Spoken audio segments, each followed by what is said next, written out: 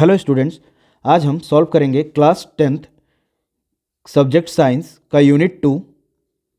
Chapter का नाम है केमिस्ट्री ऑफ नॉन मेटल्स। तो सीधे हम चलते हैं हमारे नेक्स्ट क्वेश्चन पे। क्वेश्चन है fill in the blanks the most electronegative elements in the periodic table. तो most electronegative element in the periodic table देखा जाए, अगर लेफ्ट टू राइट हम मूव करते हैं, left to right in a period,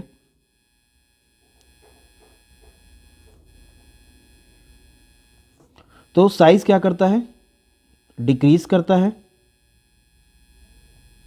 उसकी वजह से इलेक्ट्रोनेगेटिविटी क्या करती है, इंक्रीज करती है। और top to bottom in a period, in a group move करते हैं तो साइज क्या करता है, इंक्रीज करता है और इलेक्ट्रोनेगेटिविटी डिक्रीज करता है।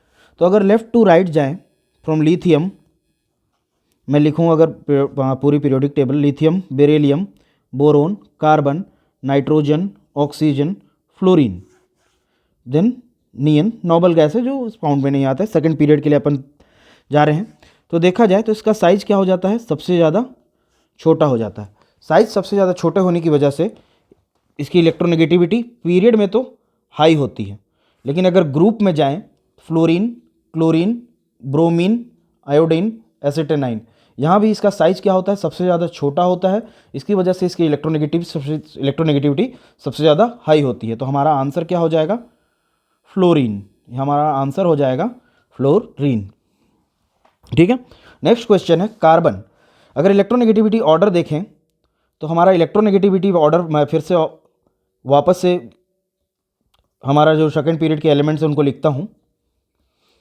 Lithium, beryllium, boron, carbon, nitrogen, oxygen, fluorine और नियन।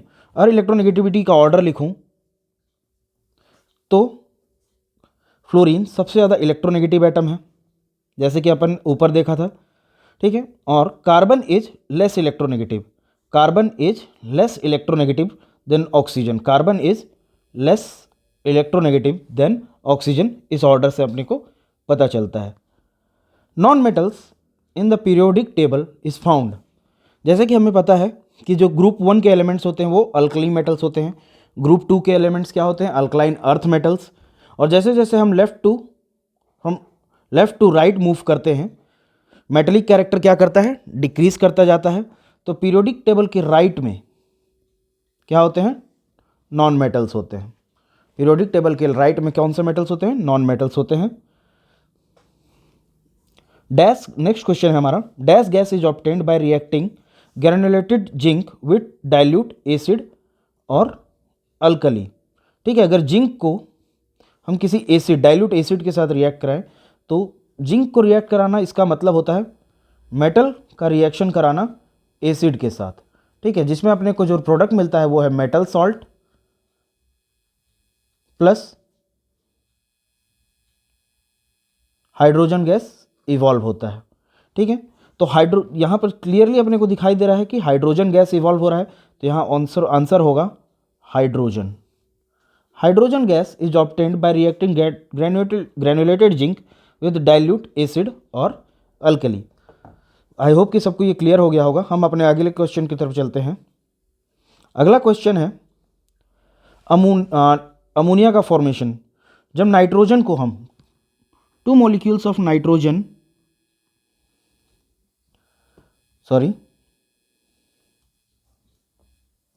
जब हम नाइट्रोजन को 3 मॉलिक्यूल्स ऑफ हाइड्रोजन के साथ रिएक्ट करते हैं तो हमें क्या मिलता है, 2 मॉलिक्यूल्स ऑफ अमोनिया मिलता है। इसे हम हैबर्स प्रोसेस के नाम से जानते हैं। तो हमारा जो इक्वेशन होगा यहाँ क्या हो जाएगा, हाइड्रोजन होगा। क्या होगा यहाँ, हाइड्रोजन हो जाएगा by Haber's process. On burning sulphur in the presence of air. Air में क्या प्रेजेंट होता है, बेसिक मेनली अपन मान के चलते हैं कि एयर में क्या प्रेजेंट है, ऑक्सीजन प्रेजेंट है। और जब सल्फर का ऑक्सीजन के साथ रिएक्ट कराते हैं तो वो सल्फर डाइऑक्साइड बनाता है और वेरियस टाइप ऑफ सल्फर के ऑक्साइड्स बनाता है। ठीक है। तो यहाँ पर अपन लिख लेते हैं सल्फर डाइऑक्साइड, बेसिकली लिख देते हैं सल्फर डाइऑक्साइड का फॉर्मेशन करता है। ठीक है। The gas obtain on heating of potassium permanganate. The gas obtained on heating of potassium पर मैग्नेट, अगर मैं इसका इक्वेशन लिखूं तो पोटेशियम पर मैग्नेट होता है 2KMnO4, जिसको अगर अपन हीट करते हैं तो मिलता है K2MnO4 plus MnO2 plus नेशेंट oxygen. अपने को क्या मिला यहाँ, नेशेंट ऑक्सीजन मिलता है, सिंगल ऑक्सीजन मिलता है। ठीक है, ये जो बना कंपाउंड बना है ये है पोटेशियम परमैग्नेटेट, पोटेशियम मैग्नेटेट, और ये है magnesium dioxide, manganese dioxide. Clear है, अपने को क्या मिलता है यहाँ पे, ऑक्सीजन मिलता है। हम अपने अगले क्वेश्चंस की तरफ बढ़ते हैं। ये MCQ टाइप्स ऑफ क्वेश्चन है। Which of the following element do not show a symmetry. ठीक है, क्वेश्चन अगर हम क्लियर लिखें, डज नॉट शो सिमेट्री, इसका मतलब बोलना चाह रहा है विच शोस सिमेट्री, विच शोस सिमेट्री। ठीक है, सोडियम एक लौता सिंगल एलिमेंट है, इसका कोई एलेक्ट्रॉन्स नहीं है, तो इसमें किसी भी प्रकार की सिमेट्री नहीं पाई जाती है। ऑक्सीजन की मॉलिक्यूल इस तरफ के होते हैं, अगर यहाँ से सेंटर से इसको कट किया जाए तो यहाँ क्या मिलता है अपने को, सिमेट्री मिलता है। सल्फर क्राउन फॉर्म में पाया जाता है, सल्फर का एक इलेक्ट्रॉन है S8, यहाँ भी किसी भी प्रकार की कोई सिमेट्री पाई नहीं जाती है। फास्फोरस P4 के फॉर्म में पाया जाता है, इसका स्ट्रक्चर कुछ ऐसा होता है, जहाँ हर कॉर्नर पे क्या होते हैं, फास्फोरस के एटम पाए जाते हैं। यहाँ हर कॉर्नर पे क्या पाया जाता है, सल्फर पाया जाता है। तो यहाँ भी कोई किसी प्रकार की कोई सिमेट्री नहीं पाई जाती है। तो जो सिमेट्री शो करता है वो है हमारा oxygen.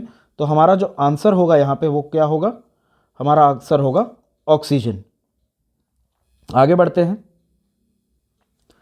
The aqueous solution of which of the following oxides is acidic.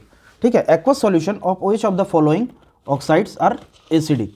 तो अपन देखते हैं सबसे पहले किस टाइप के ऑक्साइड्स दिए हैं।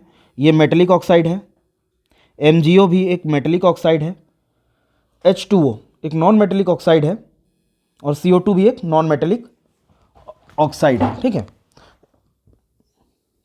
तो Na2O के बारे में देखें तो Na2O या फिर मेटल ऑक्साइड,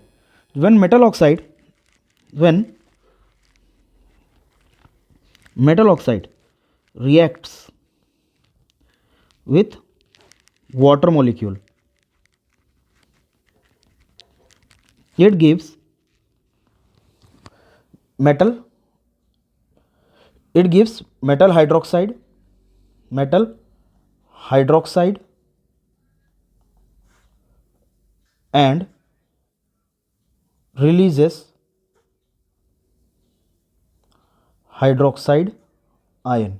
ठीक है, अगर मैं इसका इक्वेशन लिखूं, आई होप कि ये आप लिख लिए होंगे या फिर पॉज करके लिख लीजिएगा, मैं इसे मिटा रहा हूं। अगर इसका मैं इक्वेशन लिखूं तो इक्वेशन कुछ इस टाइप का होगा, Na2O प्लस H2O जो बनाएगा NaOH plus OH minus ion. Since कि एक OH माइनस रिलीज कर रहा है इसलिए कैसा होगा, बेसिक होगा। तो हमारा जो मेटेलिक ऑक्साइड्स हैं वो कैसे होते हैं, बेसिक्स होते हैं। सेम अगर MgO के लिए भी देखा जाए तो मैग्नीशियम भी क्या है, मेटल है। इसको भी H2O के साथ रिएक्ट कराऊंगा तो होगा MgOH whole twice plus OH minus ion. ठीक है, तो ये भी कैसा होगा, बेसिक होगा। लेकिन जब CO2 को मैं इनकी जगहों पे अगर मैं CO2 को रिएक्ट करता हूँ H2O प्लस CO2 तो कंपाउंड बनता है H2CO3 जो कि कार्बोनिक एसिड है, कार्बोनिक एसिड है। ठीक है, ये क्या रिलीज करता है, H plus HCO3 minus, H plus HCO3 minus. तो हमारा आंसर क्या हो जाएगा, कार्बन डाइऑक्साइड। हमारा ऑप्शन हो जाएगा कार्बन डाइऑक्साइड। नेक्स्ट क्वेश्चन की तरफ बढ़ते हैं अपन आगे। विच of the following is a non metal, which of the following is a non metal. तो यहाँ देखें अपन को क्लियर है कि मैग्नीशियम क्या है, मेटल है, सॉरी, मैग्नीशियम क्या है, मेटल है। आर्सेनिक भी, आर्सेनिक मेटलॉइड है। हीलियम भी नॉन मेटल है, और ऑक्सीजन भी क्या है, नॉन मेटल है, और आर्सेनिक भी नॉन मेटल है। तो शायद कुछ क्वेश्चन में गलत है। Which of the following is not a non metal होगा, is not a non metal, तो यहाँ कौन ऑप्शन हो जाएगा, मैग्नीशियम हमारा क्या है, नॉन मेटल नहीं है। ठीक है, मैग्नीशियम हमारा नॉन मेटल नहीं है, तो हमारा ऑप्शन हो जाएगा मैग्नीशियम। ठीक है, क्वेश्चन में कुछ गलत था, उसे करेक्ट कर लीजिएगा। नेक्स्ट क्वेश्चन है, noble gas do not react with other elements. Noble gas do not react with other elements, अगर डिफरेंस देखें किसी एलिमेंट का, जैसे नाइट्रोजन, नाइट्रोजन जो एलिमेंट है उसका एटॉमिक नंबर होता है 7, और इसका अगर इलेक्ट्रॉनिक कॉन्फ़िगरेशन बोरबरी से लिखूं तो 2,5 है, K में 2, L में 5। और सिमिलरली अगर किसी नियॉन का लिखूं, एटॉमिक नंबर 10, एक नोबल गैस है, इसका हो जाएगा K पे 2 और L पे हो जाएगा 8। जैसे कि हम देख सकते हैं कि इसके लास्ट जो सेल है वो क्या है, फुली फिल्ड है, कंप्लीटली फिल्ड है। इसकी वजह से इसे रिएक्ट करने के लिए रिएक्ट करने का कोई ज़रूरत नहीं है। तो अगर आउटर मोस्ट सेल फिल्ड हो तो हमारा कंपाउंड, हमारा एलिमेंट नॉन रिएक्टिव हो जाता है। तो देखा जाए ऑप्शन में क्या क्या है, तो ऑप्शन में है दे आर एटॉमिक गैसेस, ये तो बिल्कुल नहीं है। Size of atom get smaller, नहीं, ये बिल्कुल नहीं। ठीक है, नेक्स्ट ऑप्शन है the outer shell is filled, ये ऑप्शन सही लग रहा है। फाउंड इन लार्जर क्वांटिटी, तो करेक्ट ऑप्शन हो जाएगा the outer shell is filled. ठीक है, the outer shell is completely filled, इसकी वजह से क्या होता है, वो नॉन रिएक्टिव हो जाता है, इसलिए हम उन्हें नोबल गैस, इनर्ट गैस या रेयर गैस के नाम से जानते हैं।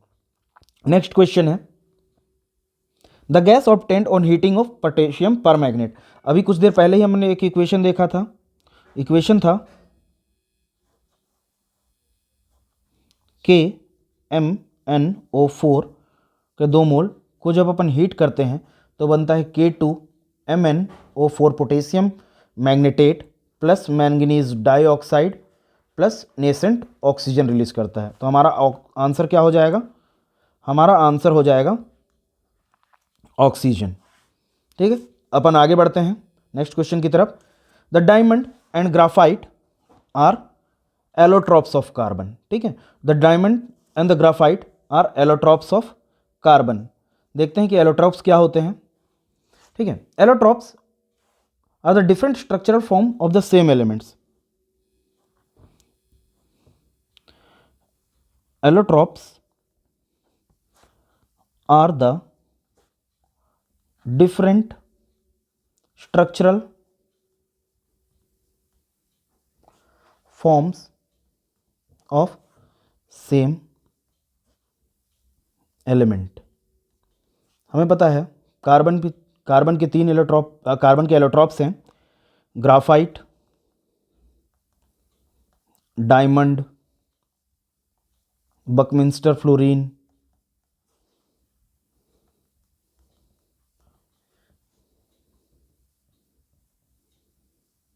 ये सारे एलिमेंट्स के कंस्टिट्यूएंट एलिमेंट कौन सा है, इन सारे एलिमेंट्स का कंस्टिट्यूएंट एलिमेंट कौन सा है, कार्बन है, पर इनका स्ट्रक्चर डिफरेंस है।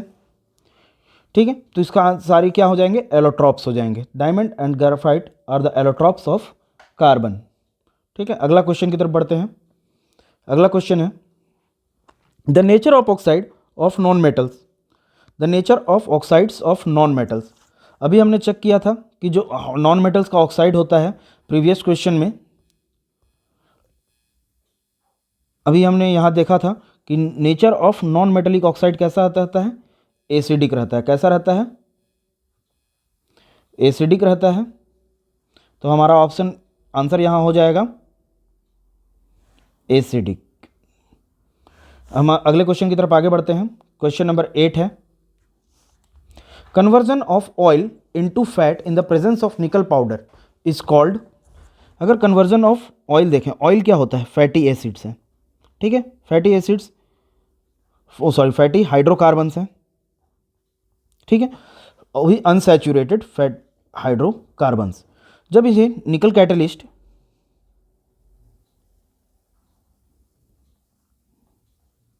के प्रेजेंस में रिएक्ट किया जाता है तो ये डबल बॉन्ड टूट जाता है और इसके जगहों पे हाइड्रोजन जुड़ जाते हैं। तो सी यहाँ आर, यहाँ आर, यहाँ आर और यहाँ आर, और जो डबल बॉन्ड टूटा उसके जगह एक हाइड्रोजन और यहाँ भी हाइड्रोजन जुड़ जाएगा।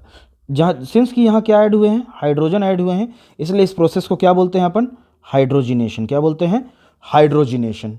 ठीक है, अपन आगे बढ़ते हैं अगले सवाल की तरफ। Example of non metal, example of non metal, ठीक है, एग्जाम्पल ऑफ नॉन मेटल है, अपने को पता है पोटेशियम क्या है, मेटल है, एल्यूमिनियम भी मेटल है, सोडियम भी मेटल है। हाइड्रोजन क्या है, एक नॉन मेटल है। क्या है, हाइड्रोजन नॉन मेटल है। ठीक है, नेक्स्ट क्वेश्चन, नेक्स्ट क्वेश्चन की जगह हमारे पास एक कोट है, it's never too late to be what you might have been. आप जो बन सकते थे उसके लिए कभी देर नहीं होती। आप जब शुरू करें तब से आपका काम स्टार्ट हो सकता है। आगे बढ़ते हैं,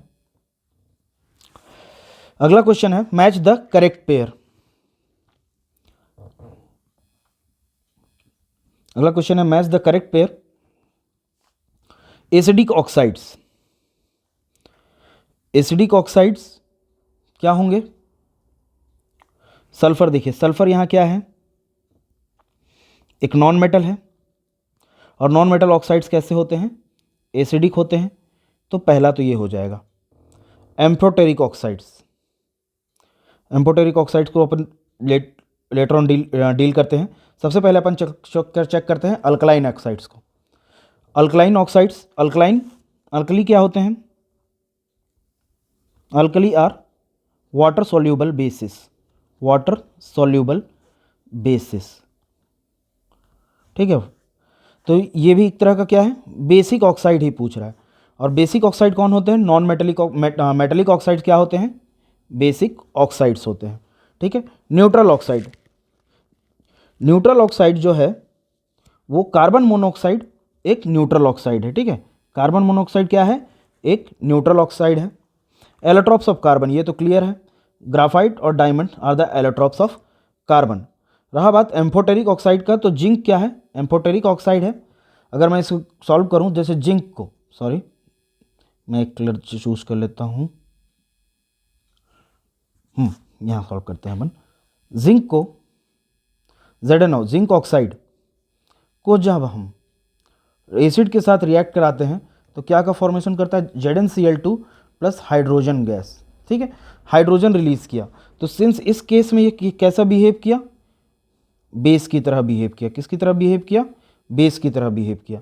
लेकिन जब हम ZnO को H2O के साथ रिएक्ट करते हैं तो यहाँ इसका कैरेक्टर कैसा हो जाता है, एसिडिक हो जाता है, और ये बना लेता है ZnOH, zinc hydroxide plus hydrogen gas release करता है।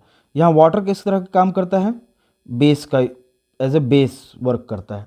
ठीक है, तो जो हमारा एम्फोटेरिक ऑक्साइड हो जाएगा वो कौन सा हो जाएगा, जिंक ऑक्साइड। आगे देखते हैं। Thank you for watching the video and stay tuned for more such contents.